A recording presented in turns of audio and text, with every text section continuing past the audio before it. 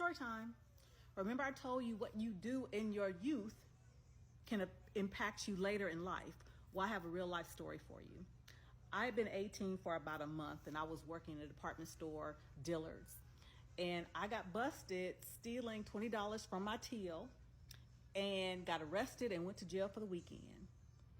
Whereas had I been 17, I probably would have been released to the custody of my mom. I spent the whole weekend in jail.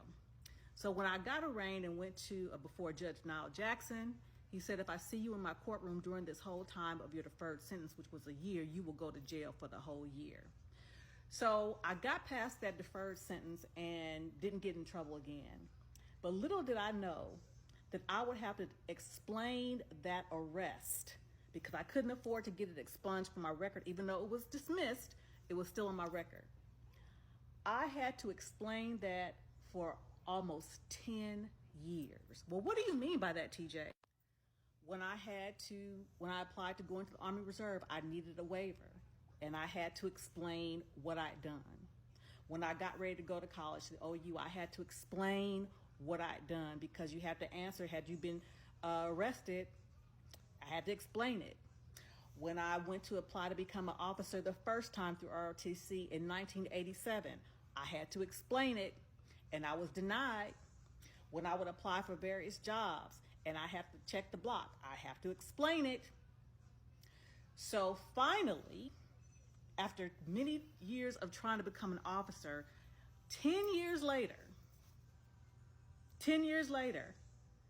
when I applied to become an officer, by this time I was a mother. I had my daughter. I had to explain why they should take a chance on me.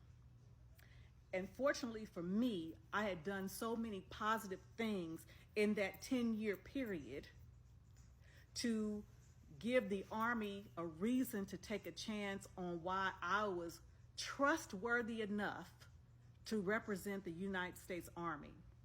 So my point being, something that I did when I was 18 years old, I had to explain over and over and over for 10 years of my life.